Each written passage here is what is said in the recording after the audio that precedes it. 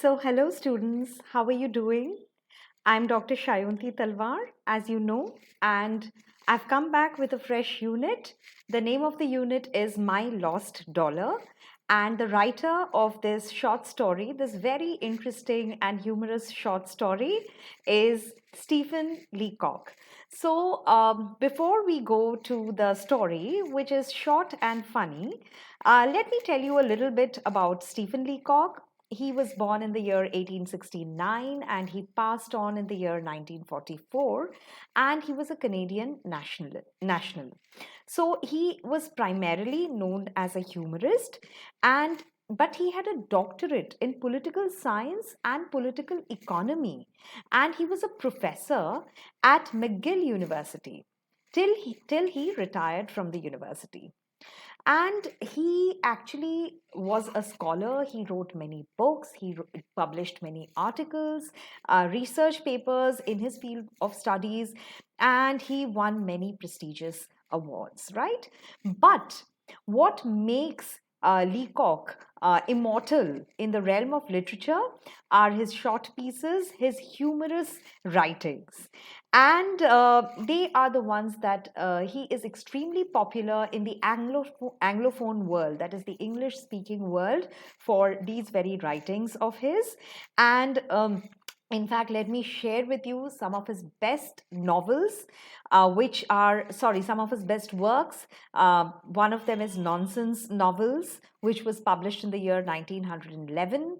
And then you have Sunshine Sketches of a Little Town and Arcadian Adventures. Now, what is this story, My Lost Dollar, all about? Any guesses? In a very amusing and humorous manner, the author reflects his own anxiety. So, it's in the first person narrative. So, the story is all about the narrator who is feeling this anxiety about recovering a dollar that his friend owes him. So, he has lent one of his friends a dollar, and the friend seems to have forgotten all about the dollar which he needs to return to the author, right? And funnily, that's what the story is all about. So, the narrator, what he does is he narrates his experiences in a very simple, straightforward way, and in a very easily understandable manner. And in fact, the high point or the highlight of this story is the way he uses humor to deal with such an ordinary, everyday kind of topic. What I'm going to do is I'm going to read bits and pieces for you, and then I'll be discussing sections as we proceed. Okay? Right. The narrator's friend's name is Todd. And he starts by saying, My friend Todd owes me a dollar. He has owed it to me for 12 months. So he doesn't say 1 year, he's saying 12 months to kind of emphasize the duration for which he has lent a dollar to his friend, and his friend, in fact, owes him that dollar. So he says he has owed it to me for 12 months, and I fear there is little prospect of ever returning it. I can realize whenever I meet him that he has forgotten that he owes me a dollar. He meets me in the same frank, friendly way as always. My dollar has clean gone out of his mind. I see that I shall never get it back. So, what he's trying to share with us is his apprehension about the fact that he has lent a dollar to his friend, and I'm sure this is a situation many of us must have faced in life, right? That sometimes our friends just come to us and they'll say, oh, do you have a 10 rupees, or do you have 100 rupees? I have to pay for something, or I have to just buy this, and then they forget all about it. So it's one of those situations, right, where his friend has borrowed money from him and he seems to have forgotten all about it. And every time the author looks at him, the author remembers, right, that, oh, he owes me money, but the friend has completely forgotten. And then he says, I don't know how he has forgotten, but I, on the other hand, I'm going to remember all my life that Todd owes me $1, and it's not that it is going to make a big difference to our friendship, but somehow I shall never be able to forget it. And I know how it is with other people, but if any man borrows $1 from me, I carry the recollection of it to the grave. Now, this is the humorous element in the story. So he's saying, if I don't know about other people, what they do, whether they remember, whether they forget, but I know that uh, I am very particular, and if someone owes me $1, someone owes me that money, I'm going to carry that memory to my grave. Imagine $1 is like what, 60, 70 rupees, and he's going to carry it to his grave. So, the exaggeration, the sheer exaggeration, the melodrama, which he kind of puts into the narrative, that it is going to make such a big difference to him that he's going to remember it till his dying day. That's the funny element in the film, in the story. Uh, and then he goes back to exactly what had happened and he says, I remember the date. It was 8th of April. And I'm mentioning this in case I meet Todd's eye. So he's also kind of hoping that someday Todd is going to read this story and Todd is going to realize that he has borrowed money which he has forgotten all about. And he says Todd was about to leave for this place called Bermuda and he needed $1 to pay his taxi in change. So he needed that dollar and I gave it to him. And he just turned around, looked at me, and said very simply, let me have $1, will you? And I said, certainly. Is $1 going to be enough? Now, I believe, in fact, I know that when Todd took that dollar, he meant to pay for it. So I never thought while lending it to him that he's not going to pay me back. I was pretty sure that he's going to pay me back. Right? So then what happens? And then he says Todd went on to Bermuda and then he went on to, he wrote to me from there, but he never mentioned the dollar. He says, how can that be? He never mentioned the dollar. He merely said the temperature was up to nearly 100. The figure misled me for a moment. So the moment he saw 100 written in terms of the temperature of Bermuda, he thought he's referring to the dollar that Todd owes him. So this is another humorous point in the story. So he says, for a moment, I thought he was referring to my dollar. And then after 3 weeks, Todd returned and I met him at the station. I went to receive him not because of the dollar, but because he's a really good friend of mine, and I felt he would find it very nice that someone went to receive him at the station, and I wanted to remind him of my dollar. So what did I do? I said, Todd, come on, let's take a taxi. And Todd said, no, no, why should we take a taxi? Let's walk. So, the mention of taxi apparently did not bring back Todd's memory, as in, did not remind Todd of the fact that he had taken money from the author, right? And then the entire evening, they spent the entire evening together, and Todd talked all about Bermuda. And I was only thinking about the dollar, but of course, I didn't refer to it, right? One simply can't, because that's the protocol. That's politeness, right? That you can't talk about money.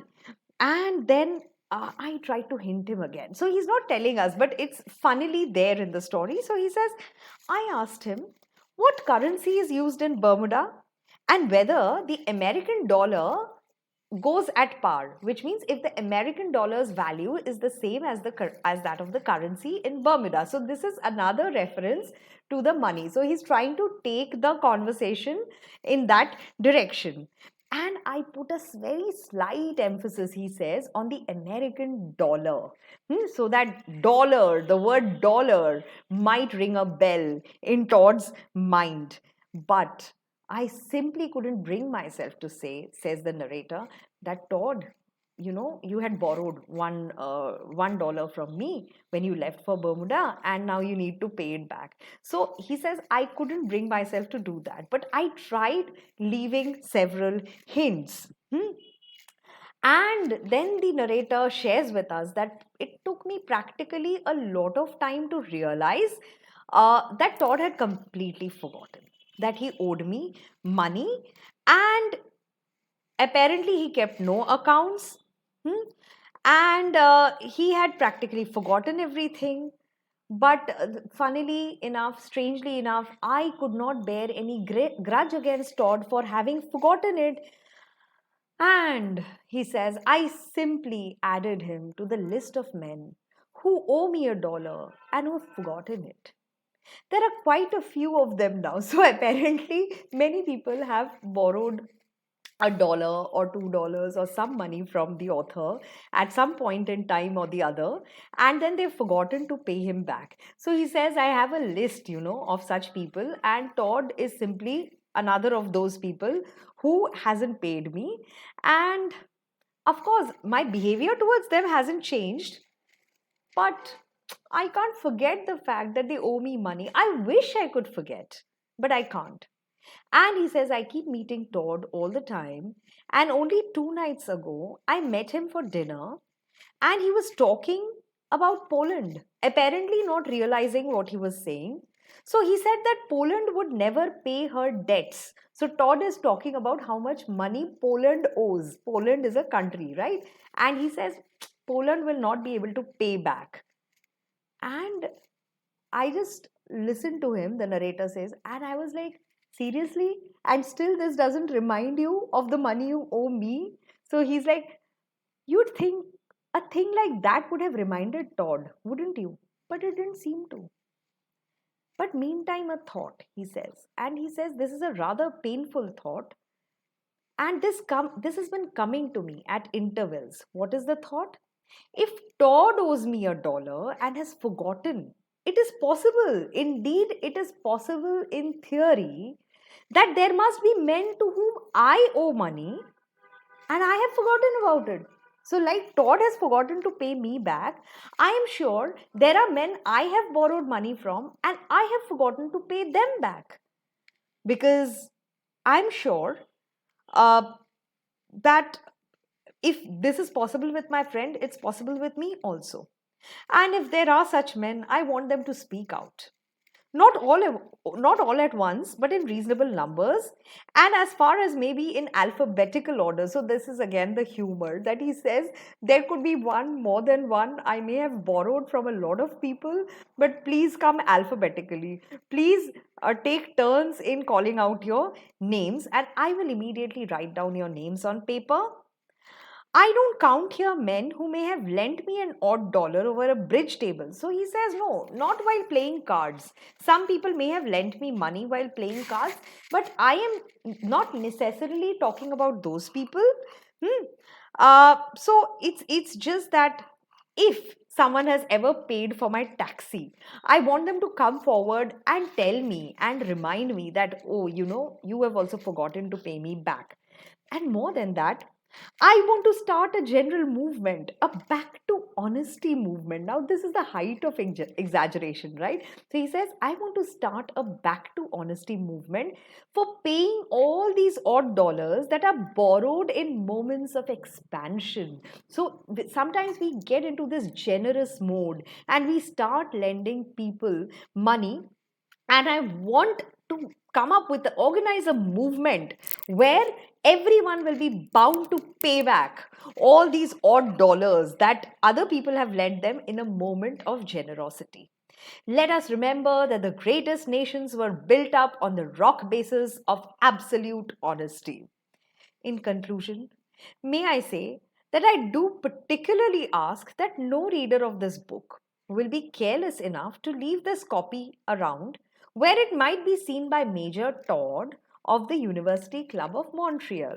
So he kind of gives us the complete address and designation of Todd and says, please don't leave a copy around for him, which means he wants us to do the exact opposite. That Todd should, in fact, come to know that he owes the author money. So this is Leacock's signature humor. It's his absolutely his trademark style. And there's this self-deprecating quality about him where he's insulting himself, he's talking about himself also. And through that, he's trying to tell us don't take things too seriously.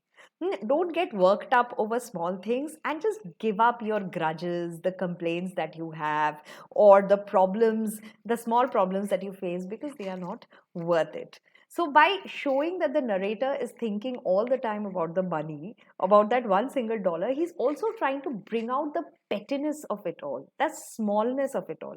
That what is there in a dollar? If you've lent it, just lend and forget. You don't have to keep thinking and burning yourself out. Like it's literally causing a burnout in you. So don't do that. Everyone has issues to deal with, and most times it is easier to manage a situation with humor than with a more negative emotion as anger. So, this is what he's trying to do. That there's nobody, absolutely nobody in this world without a problem, but how to deal with the problem? Either you can be angry, you can go into negativity, you can become a cynic and deal with it, or you can deal with it in a very light, humorous, casual manner and just move on as if nothing ever happened. Right? So, apparently, Leacock is trying to tell us don't take life too seriously, just take it with a laugh and take it with a pinch of salt. Every day is not the same, but just be casual and just take it easy. Not everything has to be so serious. So that was the story for you. I hope you enjoyed it. I'll be back with another unit very soon. Till then, you take care and have a great time, and goodbye from me. Thank you so much.